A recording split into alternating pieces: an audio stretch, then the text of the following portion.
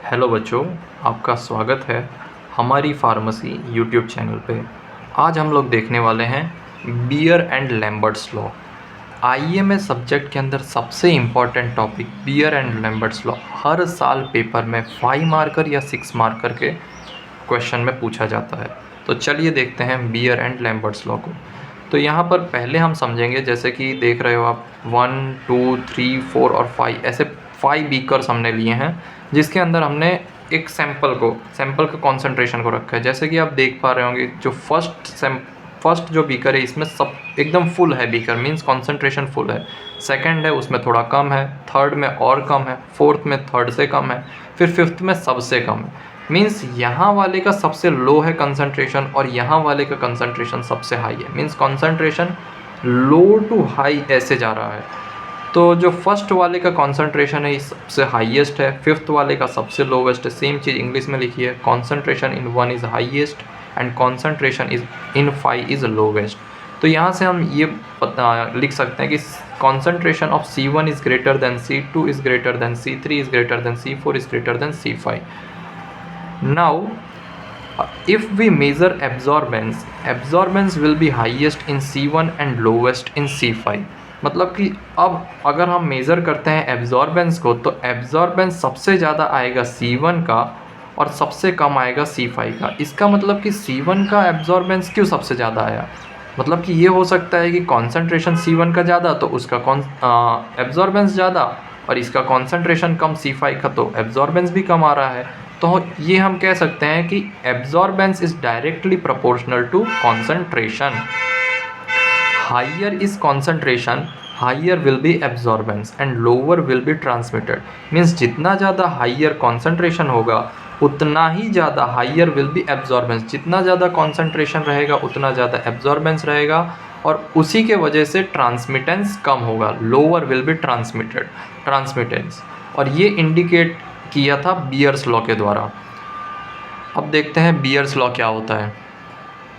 Bears law, intensity of transmitted radiation decreases exponentially with its concentration. जो intensity होगी transmitted radiation की, ये decrease होगी as a function of concentration. मतलब जो ट्रांसमिटेड रेडिएशन की जो इंटेंसिटी होगी वो कम होगी अकॉर्डिंग टू कॉन्सेंट्रेशन।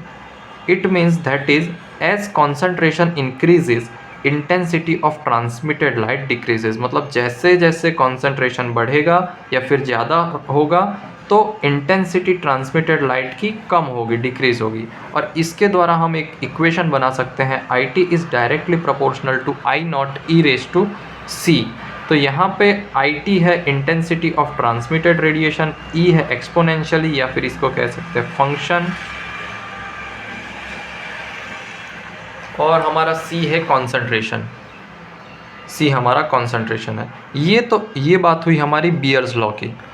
अब हम देखते हैं एक दूसरा सिनेरियो। यहाँ पर हम 3 बीकर लेते हैं, beaker number 1, beaker number 2 and 3, और इसमें सब में कॉन्सेंट्रेशन सेम रखते हैं। इसमें कॉन्सेंट्रेशन अलग नहीं करना है, लेकिन यहाँ पर कॉन्सेंट्रेशन इज सेम। तो जैसे कि concentration is same but width of cuvette is different. Means यहाँ पे सबका कॉन्सेंट्रेशन सेम है, लेकिन जो विड्थ मतलब कि जो चौड़ाई है कवेट की। अब आप पूछोगे कवेट क्या होता है सर? तो कवेट जिसके अंदर हमारा सैंपल रहता है उसको कवेट भी कहते हैं और सैंपल सेल भी कहते हैं। तो जो कवेट की विड्थ होगी, मतलब ये जो कवेट की विड्थ है ये कम है, सेकेंड वाले की थोड़ी फर्स्ट वाले से ज़्यादा है, थर्ड वाले की सबसे ज़्यादा है। इसका मतलब इसकी सबसे लेस पाथ लेंथ है और इसकी सबसे हाईएस्ट पाथ लेंथ है।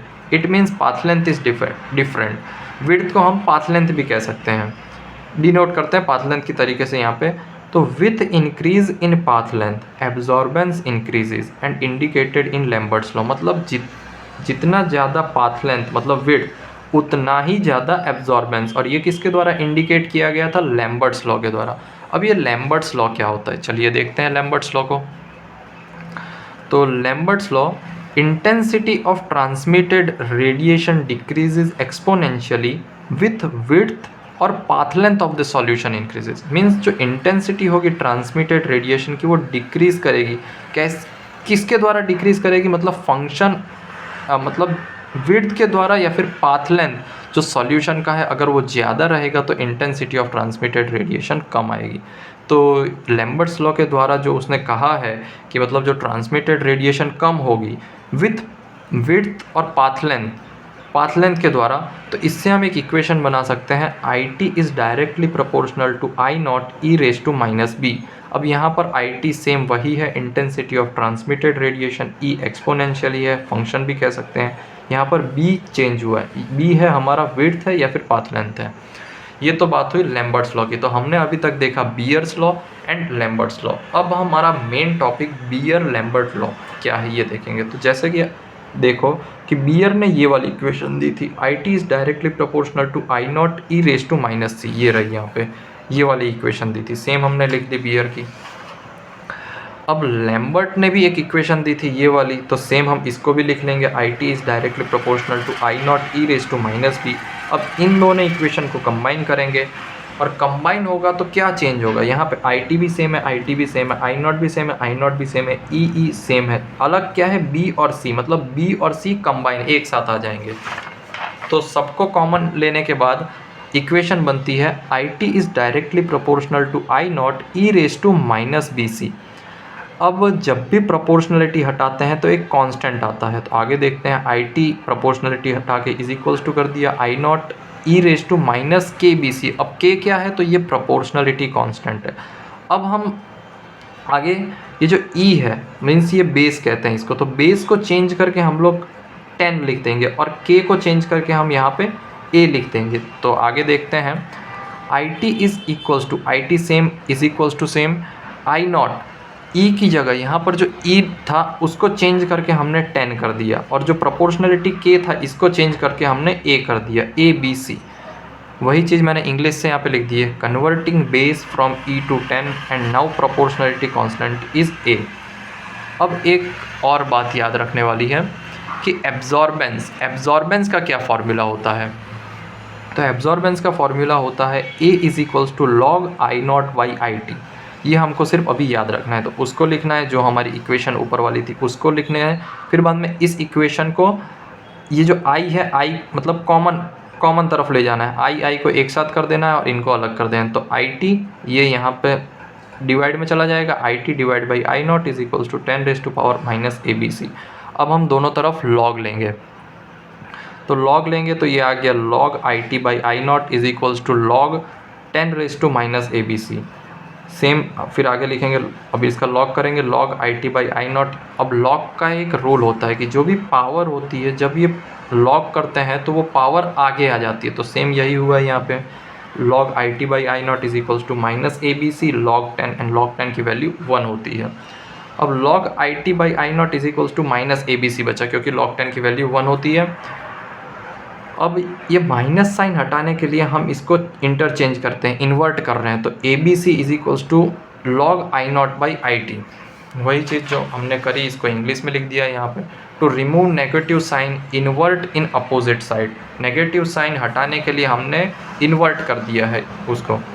अब देखो एब्जॉर्बेंस का फॉर्मूला था log I naught by I T, तो सेम लिख सकते हैं A is equals to A, absorbance किसके बराबर है, इसके बराबर। और हमने पीछे देखा कि हमारी इक्वेशन थी a b c is equals to log I naught by I T, तो वो भी लिख सकते हैं is equals to a b c. तो मेन जो इक्वेशन है बियर लैम्बर्ट लॉ की वो ये है, A is equals to A epsilon B C, ये मेन इक्वेशन है। तो यहाँ पर ए क्या है, तो ए एब्जॉर्बेंस है, एप्सिलॉन क्या है, इसको एप्सिलॉन बोलते हैं, एप्सिलॉन, ये है स्पेलिंग एप्सिलॉन। तो एप्सिलॉन क्या है, मोलर एब्जॉर्प्टिविटी, एंड सी है कॉन्सेंट्रेशन। अब जब when concentration is in moles per litre then absorptivity is represented in epsilon. जब कॉन्सेंट्रेशन होगा मोल्स पर लीटर में, तब हम एब्जॉर्प्टिविटी को रिप्रेजेंट करेंगे एप्सिलॉन पे।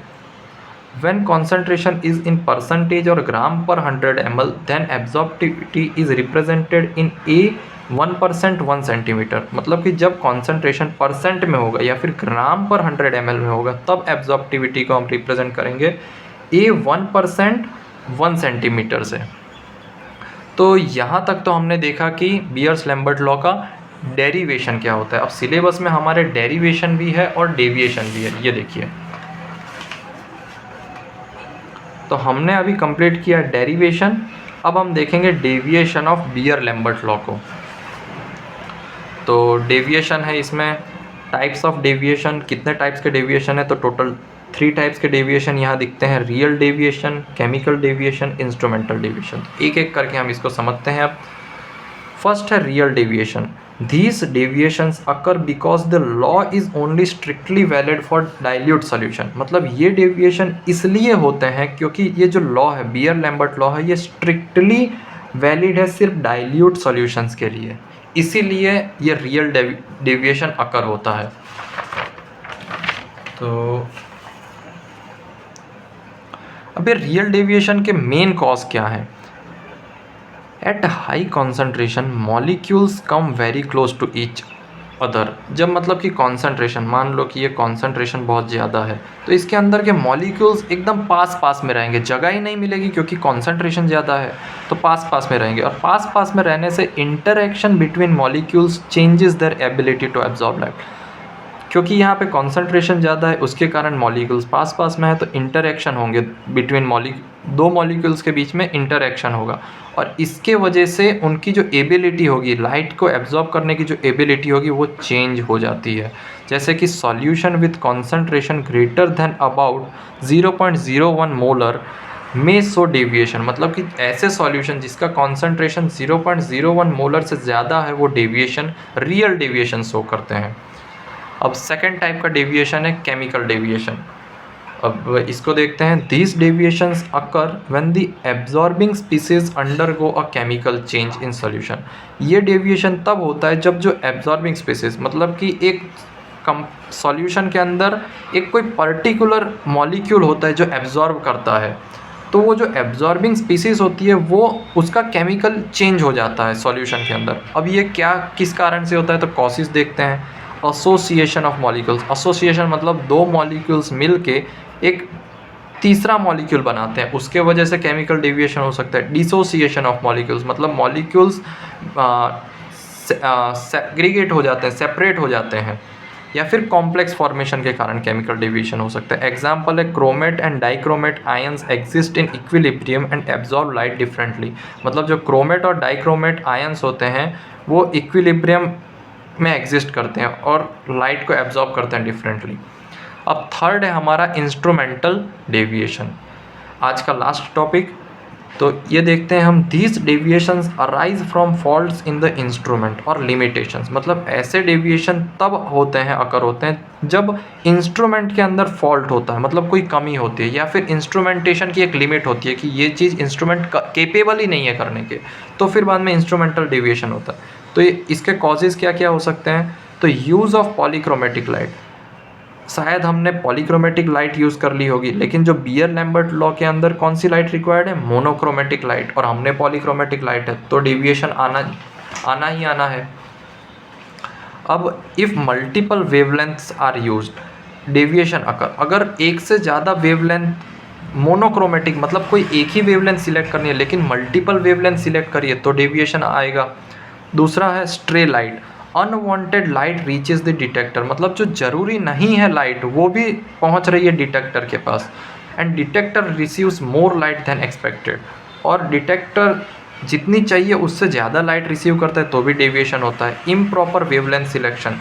अब जो यूवी स्पेक्ट्रोस्कोपी है उसके अंदर हमको वेवलेंथ सिलेक्ट करना होता है कि इस वेवलेंथ के अंदर ही एब्जॉर्बेंस होगा। तो अगर हमने रॉन्ग वेवलेंथ सिलेक्ट किया है तो एक्यूरेसी हमारी कम हो जाएगी रिजल्ट की। Detector and instrument error. तो इम्प्रॉपर कैलिब्रेशन। कभी भी कोई इंस्ट्रूमेंट होता है तो उसको हम पहले कैलिब्रेट करते हैं। अगर हमने अच्छे से या फिर ढंग से कैलिब्रेट नहीं किया होगा तो भी डेविएशन आ सकता है। कवेट को अच्छे से साफ़ करके ना रखा हो, डर्टी कवेट हो, तो भी चांसेस है कि डेविएशन हो सकता है। तो बच्चों ये था हमारा आज का लेक्चर, जिसमें हमने पहले देखा Beer Lambert law. Beer Lambert law के अंदर हमने पहले देखा बियर लॉ, फिर देखा लैम्बर्ट्स लॉ, और फिर बाद में इसको पूरा डिराइव किया हमने। उसके बाद हमने एक एक करके सारे डेविएशन देखे, real deviation, chemical deviation, instrumental deviation, और ऐसे करके हमने आज का वीडियो ख़त्म किया। तो थैंक यू बच्चों। अगर आपको लेक्चर अच्छा लगा हो तो प्लीज़ चैनल को सब्सक्राइब कीजिए, लाइक कीजिए वीडियो को और शेयर कीजिए।